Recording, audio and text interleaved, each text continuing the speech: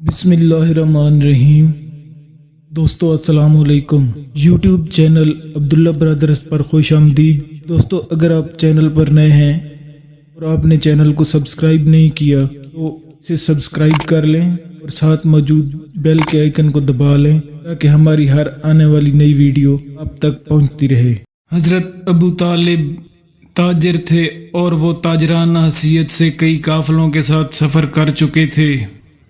ایک مرتبہ انہوں نے شام کی جانب سفر کا ارادہ کیا تو حضور پاک صلی اللہ تعالی علیہ وآلہ وسلم نے بھی جانے کا شوق ظاہر فرمایا۔ حضرت ابو طالب نے کہا میں انہیں ضرور اپنے ساتھ لے چلوں گا اور وہ مجھ سے ہرگز جدا نہ ہوں گے اور نہ میں ان سے جدا ہوں گا۔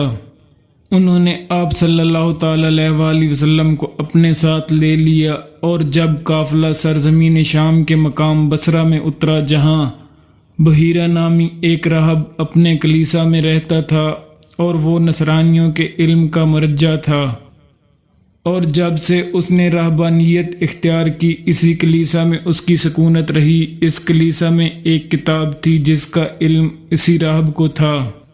یہ لوگ ہر سال بحیرہ کے پاس اترتے تھے اور وہ ان سے کسی قسم کا تعارض نہ کرتا تھا، نہ ہی ان سے کوئی بات کرتا، مگر اس مرتبہ جب کہ آپ صلی اللہ تعالی علیہ وآلہ وسلم قافلے کے ساتھ تھے اور یہی لوگ اس کے کلیسا کے قریب اترے تو ان کے لیے اس نے بہت سا کھانا تیار کیا۔ لوگوں کا خیال تھا کہ وہ جب اپنے کلیسا میں بیٹھا ہوا تھا تو اس نے آپ صلی اللہ تعالی علیہ وآلہ وسلم کو قافلے میں اس حال میں دیکھا کہ آپ لوگوں کے درمیان ہیں اور آپ پر ایک ابر کا ٹکڑا سایہ فگن ہے۔ یہ لوگ اس کے قریب ہی ایک درخت کے سائے میں اترے تو اس نے ابر کے ٹکڑے کو اس وقت دیکھا جب کہ وہ درخت پر سایہ فگن تھا اور درخت کی ڈالیاں رسول اللہ صلی اللہ تعالی علیہ وآلہ وسلم پر جھک گئی تھیں تاکہ آپ ان کے نیچے سایہ میں تشریف فرما ہوں۔ جب بحیرہ نے یہ دیکھا تو ایک آدمی کے ذریعے کہلا بھیجا کہ اے گروہ قریش، میں نے تمہارے لیے کھانا تیار کیا ہے اور میری خواہش ہے کہ تم سب کے سب آؤ، خواہ تم میں کوئی چھوٹا ہو، بڑا ہو، غلام ہو یا آزاد۔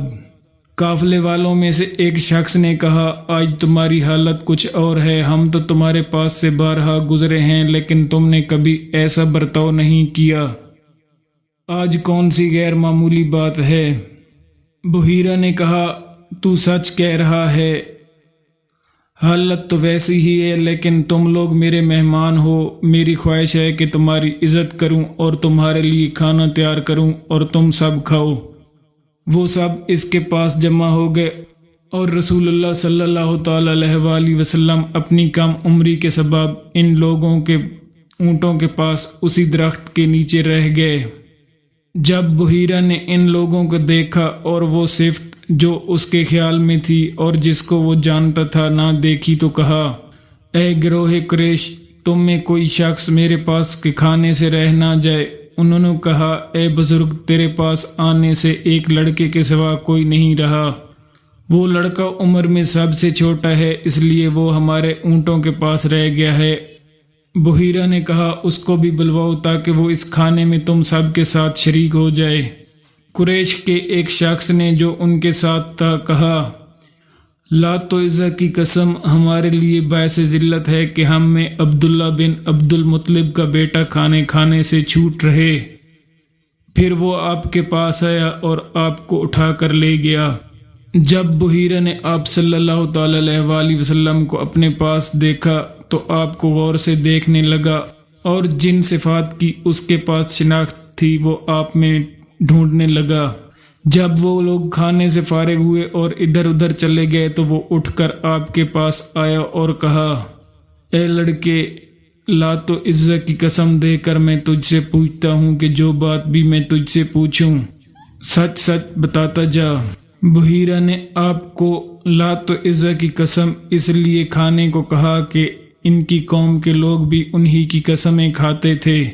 حضور پاک صلی اللہ تعالی علیہ وآلہ وسلم نے فرمایا لات و عزا کی قسم دے کر مجھ سے کوئی بات نہ پوچھ، بلکہ خدا کی قسم مجھے ان دونوں سے جتنا بغض ہے اور کسی چیز سے بھی نہیں، بحیرہ نے کہا اللہ کی قسم آپ مجھے وہ بتائیے جو آپ سے میں پوچھتا جاؤں۔ تو آپ نے فرمایا جو تمہیں مناسب معلوم ہو وہ مجھ سے دریافت کرو۔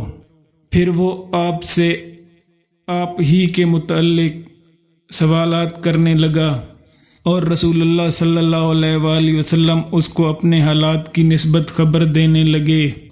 وہ تمام باتیں ان صفات کے موافق تھیں جو اس کے پاس موجود کتاب میں تھیں۔ پھر اس نے آپ کی پشت مبارک کو دیکھا اور آپ کے دونوں شانوں کے درمیان مہر نبوت کا نشان بھی دیکھا۔ جب وہ آپ صلی اللہ تعالی علیہ وآلہ وسلم کی طرف سے تسلی کر چکا تو آپ کے چچا حضرت ابو طالب کی جانب متوجہ ہوا اور ان سے کہا اس لڑکے کا تم سے کیا رشتہ ہے؟ انہوں نے کہا کہ یہ میرا بیٹا ہے۔ بحیرہ نے ان سے کہا یہ تمہارا بیٹا ہرگز نہیں، اس لڑکے کا باپ زندہ نہ ہونا چاہیے۔ تب حضرت ابو طالب نے کہا یہ میرے بھائی کا لڑکا ہے۔ راہب نے کہا اس لڑکے کا باپ کہاں ہے؟ تو انہوں نے کہا کہ ان کا انتقال اس لڑکے کی پیدائش سے پہلے ہو چکا تھا۔ تب بحیرہ نے کہا تم اپنے بھتیجے کو لے کر شہر واپس چلے جاؤ اور یہودیوں سے اس کی حفاظت کرو۔ خدا کی قسم اگر انہوں نے اس کو دیکھ لیا اور اس کے متعلق جو کچھ میں جانتا ہوں انہوں نے بھی جان لیا تو ضرور اسے نقصان پہنچانا چاہیں گے، کیونکہ تمہارے اس بھتیجے کی بہت بڑی شان ہے جس سے ابھی وہ ناواقف ہیں۔ آپ کے چچا ابو طالب جب شام کی تجارت سے فارغ ہوئے تو وہاں سے جلد نکلے اور آپ کو لے کر مکہ مکرمہ چلے آئے۔